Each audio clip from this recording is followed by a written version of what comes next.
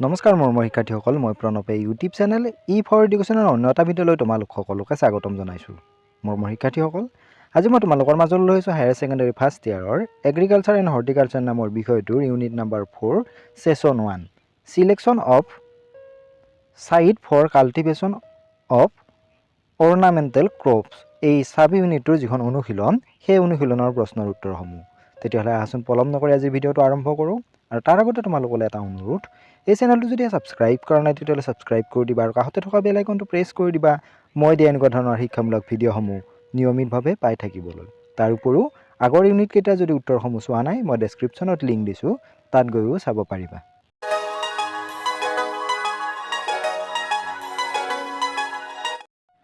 খালী ঠাইবোৰ পূৰণ কৰা। কুৱেশ্যন নম্বৰ 1, মাটিৰ ৰং ডেছ আৰু ডেছৰ ওপৰত নিৰ্ভৰ কৰে। ইয়াৰ প্ৰথম খালী ঠাইটোত হ'ব জৈৱিক পদাৰ্থ আৰু খনিজ পদাৰ্থ, আৰু দ্বিতীয় খালী ঠাইটোত হ'ব মূল শিলাখণ্ডৰ ৰং। প্ৰশ্ন নম্বৰ 2, শিলাখণ্ডক কৃষিভূমিলৈ ৰূপান্তৰিত কৰা প্ৰক্ৰিয়াক ডেছ বোলা হয়। ইয়াৰ উত্তৰটো হ'ব মাটিৰ গঠন বা পেডোজেনেচিছ।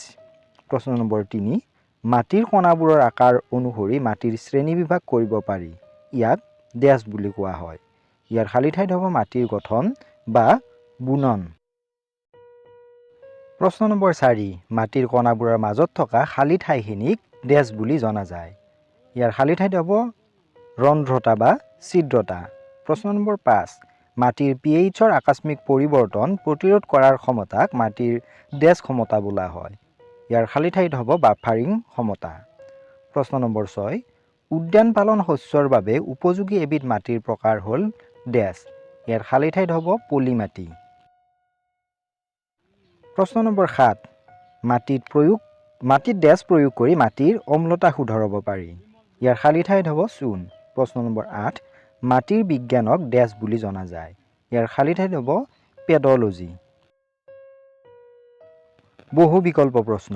প্ৰশ্ন নম্বৰ 1, pH-ৰ মান ডেছৰ ভিতৰত থাকিলে গেছে আটাইতকৈ বেছি পোষক দ্ৰব্য লাভ কৰে। অপশ্যন এ 8ৰ পৰা 8.5, বি 6.5ৰ পৰা 7, চি 7ৰ পৰা 7.5, ডি 6ৰ পৰা 6.4। ইয়াৰ শুদ্ধ অপশ্যন হৈছে বি 6.5ৰ পৰা 7। প্ৰশ্ন নম্বৰ 2, অম্লীয় মাটিত ডেছ অণুজীৱৰ সংখ্যা আটাইতকৈ বেছি দেখা যায়। অপশ্যন এ ভেঁকুৰ, বি শৈবাল, চি বেক্টেৰিয়া, ডি পটজোৱা। ইয়াৰ শুদ্ধ অপশ্যনটো হৈছে ভেঁকুৰ। প্ৰশ্ন নম্বৰ 3, কলা মাটিৰ pH-ৰ মান ডেছৰ ভিতৰত পাৰ্থক্য হয়। অপশ্যন এ 7.2ৰ পৰা 8.5, বি 4.2ৰ পৰা 6, চি 6.6ৰ পৰা 6.5, ডি 6.2ৰ পৰা 6.8। ইয়াৰ শুদ্ধ বিকল্পটো হৈছে এ 7.2ৰ পৰা 8.5। প্ৰশ্ন নম্বৰ 4, মাটি তিতা হৈ থাকোঁতে আকৃতি সলনি কৰিব পৰা বা গঢ়িব পৰা ক্ষমতাক ডেছ বোলে। অপশ্যন এ মাটিৰ গঠন প্ৰণালী, বি মাটিৰ বুনন বা কণাৰ গঠন, চি বাফাৰিং, ডি মাটি সংগতি বা ঘনত্ব। ইয়াৰ শুদ্ধ অপশ্যনটো হৈছে ডি মাটিৰ সংগতি বা ঘনত্ব। 5 নম্বৰ প্ৰশ্নটো হ'ল, মৰুভূমিৰ মাটি হৈছে বালিয়া মাটি যি ডেছ অঞ্চলত পোৱা যায়। অপশ্যন এ কম বৰষুণ হোৱা, বি অধিক বৰষুণ হোৱা, চি মধ্য বৰষুণ হোৱা, ডি ওপৰৰ এটাও নহয়। ইয়াৰ শুদ্ধ অপশ্যন হৈছে এ কম বৰষুণ হোৱা।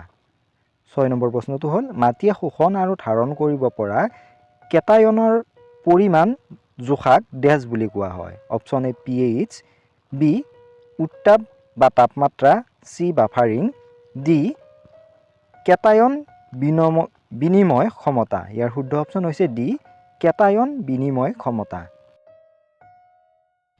বিষয়ভিত্তিক প্ৰশ্ন। কুৱেশ্যন নম্বৰ 1, মাটিৰ ভৌতিক ধৰ্মসমূহ বৰ্ণনা কৰা।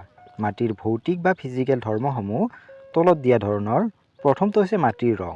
সাধাৰণতে মাটিৰ উপৰিভাগত কলা, হালধীয়া, ৰঙা আৰু ধূসৰ ৰং দেখা যায়। জৈৱিক পদাৰ্থ, খনিজ পদাৰ্থ আৰু মূল শিলাখণ্ডৰ ৰং আদিৰ উপস্থিতিয়ে মাটিৰ ৰং নিৰ্ধাৰণ কৰে। দ্বিতীয়টো হৈছে মাটিৰ গঠন বা বুনন। ই মাটি গঠন কৰা কণাবোৰৰ আকাৰক বুজায়। কণাৰ আকাৰ অনুসৰি মাটিক বালিয়া, পলি, দোআঁছা আৰু এথেলিয়া হিচাপে শ্ৰেণী বিভাগ কৰিব পাৰি। ডাঙৰ আকাৰৰ কণা থকা মাটিক বালি বুলি কোৱা হয়। বালিৰ কণাবোৰৰ ব্যাস 0.2 মিলিমিটাৰতকৈ বেছি হয়। তৃতীয়টো হৈছে মাটিৰ ঘনত্ব। মাটি বিভিন্ন কণাৰে গঠিত। ইয়াৰ এক নিৰ্দিষ্ট শতাংশ ৰন্ধ বা খালী ঠাই থাকে, যাৰ মাজেৰে বায়ু আৰু পানীৰ চলাচল হয়।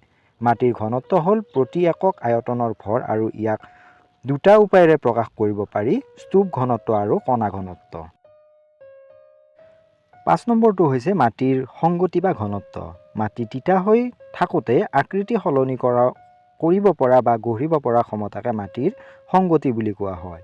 ই মাটি শুকান হৈ থকা অৱস্থাত কৃষি সঁজুলিৰ দ্বাৰা গুৰি কৰা প্ৰক্ৰিয়া বা কণা সংহাৰ ভাঙি যোৱাৰ প্ৰতি থকা প্ৰতিৰোধ ক্ষমতাটোক নিশ্চিত কৰে। 6 নম্বৰ পইণ্টটো হৈছে মাটিৰ গঠন বা গঠন প্ৰণালী।